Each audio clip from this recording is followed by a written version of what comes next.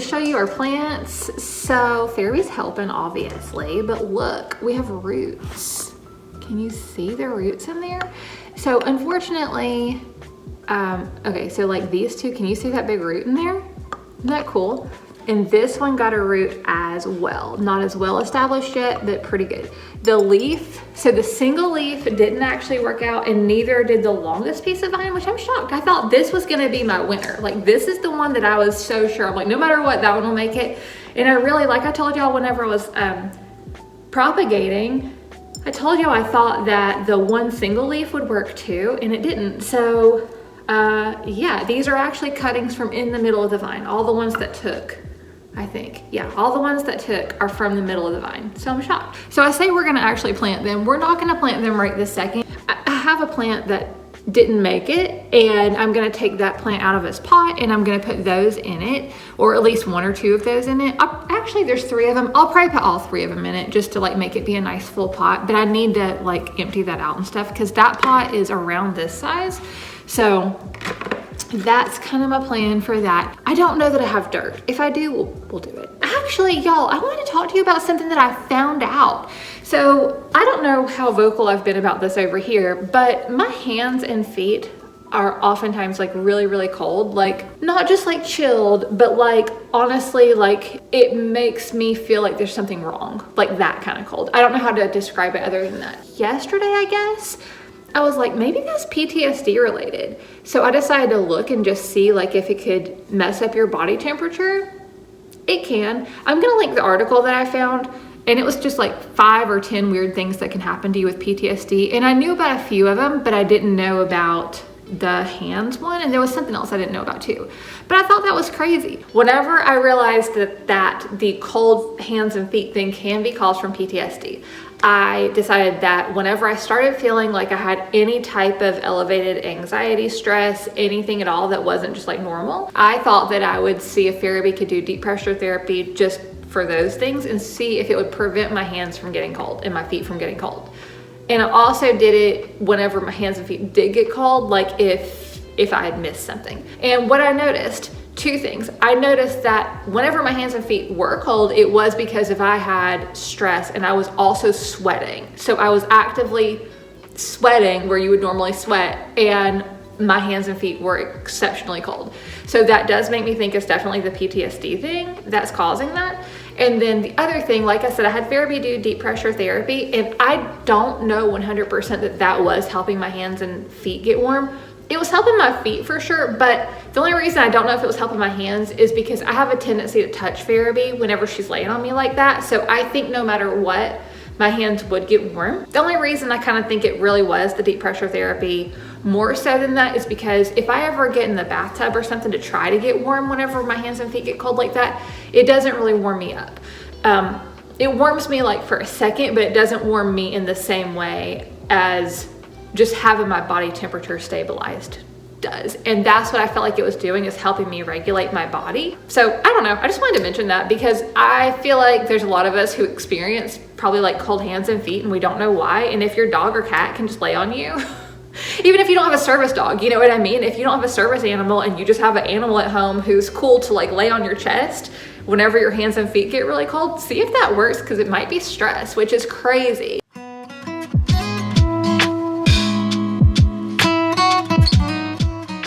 So I was cleaning Fairby's puzzles, and I thought that it might be interesting to show y'all how they actually come apart, because I feel like they look pretty intimidating, and I feel like a lot of people probably don't take them apart completely because it kind of is a pain. But I want to show you how to do it because I have been doing this for years, and so I have little methods that I feel like are easier. So let me show you. They actually are completely apart right now because I put them in the dishwasher. So this is the bricks one, and this is the one that Fairby calls Dino Puzzle, but it's actually Twister, I think, or Tornado, I can't remember. So we have these 2 completely apart, and they've been washed. So what I do is I take them apart and then I put them in the dishwasher, and then I put them back together, and that way it's just super easy. The other one I took apart that still has water on it apparently is this one. I'll show you how to take this one apart as well. You want to make sure that whenever you do wash them, they get completely dry before you reassemble them. You don't want any bacteria or anything to grow, so of course making sure they're completely dry is super, super important. So none of them require tools anymore. I don't think, with the exception of the one that Farabee calls Dyna Puzzle. So there's a screw that goes here. There is a screw here too, and I've never taken that one off. These puzzles have metal screws because these are some of the first ones. I don't think any of the new stuff has metal screws. This one may have. Okay, this one had metal screws too, but I don't use those anymore because we take it apart so much and it's held together fine. If your dog bangs the puzzles, you probably do want to put the screws back in. On this one, you don't have a choice. You have to put the screw in or it won't hold.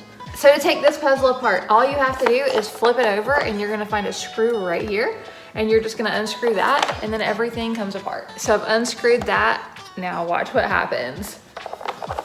All you have to do is just take the center cap off and then slide all the pieces out. And so then you can just take it apart and put it in the dishwasher and go from there. I'm trying to show y'all how nasty it is in the edges so you can actually see. This is why you have to put them, like actually take them apart and clean them. Because can you see all those crumbs in there? And you know, also what's under this part, the ring right here. This was all under the edges. So I could see this, and that was like, I already knew that was there, but this part, whenever you take the center cap off and all of these little doors right here, that's what's under there. And then on the back of these doors, you have to take it off so you can clean them too. Just make sure you're using the right size screwdriver, and also because you should be cleaning these regularly, you don't need to tighten it like a maniac. You can just tighten it to the point where it's like, you know, there. I've been doing this, like I said, I've been taking them apart for years and years and years. I've not had anything bad happen, but my biggest fear is that I'm gonna strip the screw that goes into this, because this is the only puzzle that you have to use the screws with. And so I'm so worried that's gonna happen, but so far so good. This puzzle is a pain in the butt to take apart if you don't have a certain tool that I'm about to show you. So all you have to do with this one is pull these 4 pieces right here together and squeeze them to make it come out of this place, right? It's really, really hard to do that. So the hack for this one, you're gonna take a highlighter lid, which unfortunately is the same color as my shirt. But you're gonna take a highlighter lid and you are going to get those, I don't know how I'm gonna show you this. You're gonna get all 4 of those prongs in there at once. And then you're gonna use that as leverage to push down as hard as you can. And you kind of have to rotate around this base a little bit with the pin cap as you're pulling it off. But look, see, it's off. And so you just do that as many times as you need. And then to reassemble, of course, there you go. So for the bricks puzzle, these lids do come off of these drawers. If you want to take them off, you can. I don't put them in the dishwasher. I feel like they get swung around because if they're on the top shelf, so I feel like that's enough. Yeah, we're not gonna take it though. Mommy's trying to show our friends how to put it together. So with these, do you see how there's little edges that kind of pop out a little bit? So they actually clip in kind of, and you can reassemble it so that like the drawers are going different ways sometimes to make it different for your dog. I don't know if y'all can see, there's like the red thing right there. So all you're gonna do on this is you're just gonna take a spoon or something. Don't do it with a knife unless you want to jack your puzzle up. So what you want to do whenever you're popping them off, you want to hold the drawer like this so that you're not like pulling super hard, but you're pulling so whenever you let it loose, like it's going to pop off. So on this part, what you want to do is take the back of the spoon and push it up against that red part that looks like this, just the edge of it, because it is a tab that's, you can bend it a little.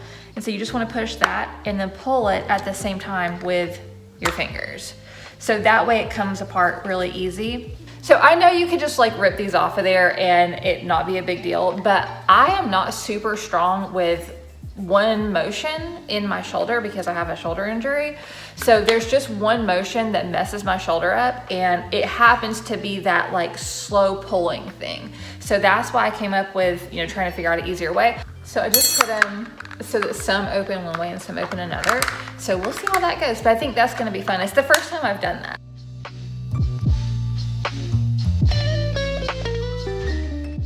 It's a few hours later, but I wanna show y'all how to take these off of here. You have to take these flip things off. So the pieces that flip, this is what you're gonna take off of this, and then the whole thing comes apart. So to do that, what I do is I put my fingers under here, underneath the flip, and then I take this piece, and you can see it looks like you can squeeze it. You see that?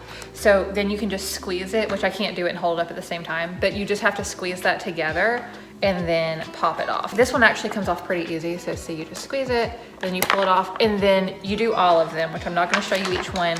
So after you get all of your little fishtail things out, then this is just gonna come apart like that, and then all of these just pick up off of there. It's super, super easy. So I feel like this one is a really good example because you see all those crumbs? That was underneath the part that I couldn't reach. So the only thing I can reach was just like straight in the middle there. See, when you put the top back on, it looks like it's clean other than that, right? And then you take this top off and all of that's under there. So that's why it's important to separate them and wash them and stuff. Even like the bottom of these, I don't know if y'all can tell, but like the bottom of these are freaking nasty. So it is important to take it apart to this degree. I just wanted to share this with y'all because I feel like a lot of people don't clean the puzzles as much as they should.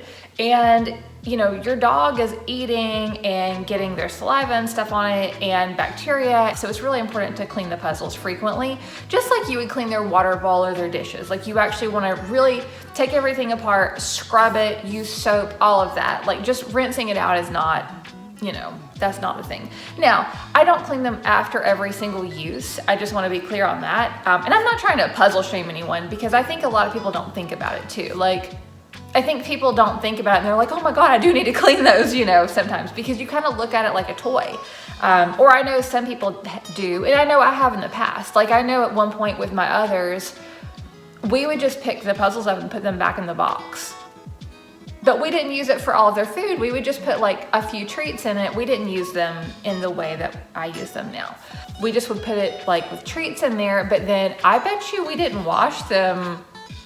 I don't even know. I mean, it was like a while because I didn't think about it, right? Because I was thinking like it's more of like a toy. I don't know. Like I didn't think about it that way. So of course it did dawn on me one day whenever they were doing their puzzles. This is back years ago whenever Bill and Oscar were here. And I realized, I'm like, I don't think I've ever cleaned those. And so I started taking them apart and cleaning them. But I know I can't be the only one that didn't think about this immediately. And I know some people probably immediately do think about that and they're like, why would you not? But if you're looking at it in the way of it's like a toy or a game, then you may not think about cleaning it. So anyway, I just wanted to bring attention to this and show you how to take them apart. If you do decide to put them in the dishwasher, you're gonna wanna utilize your baskets like this if they have any parts that could get lost in there. Also turn your heat off for your dishwasher, so you should have like a heat dry setting or something, and what that does is that makes a heating element come on in the bottom of your dishwasher, or I don't know about all of them, okay, but in mine anyway, it's in the bottom of the dishwasher. And so what that will do, if any pieces of your plastic puzzle do happen to fall to the bottom, then that could cause them to melt. So turn the heat dry off, and then you can hand dry them whenever they get out of the dishwasher. I almost said wash machine. But you can hand dry them once they get out. So I'll link the puzzles in our Amazon shop for y'all. So if you guys want to find that, you can just click the description bar and then it'll open a drop down menu, and then under there you'll see all the links that I talk about. And the Amazon store has all of the stuff that I talk about, like the puzzles, anything that I've shown y'all that I've purchased, probably, unless it's otherwise noted, is going to be in the Amazon store because y'all know I like Amazon a lot. Good morning. So it's a brand new day. I've decided that I'm going to plant a couple pieces of my monstera in this pot. I know this is kind of risky, but this pot is going to be so cute in my secondary bathroom. I have a window in there and it's a north facing window, and it looks like this would be fine in a north facing window. So I want to try to put it in a pot that would be pretty, you know, for that area. So I don't know if you can tell, this one has really good roots. Can you, I'm going to take it out anyway so you can see, but look, isn't that amazing? It has a ton of roots.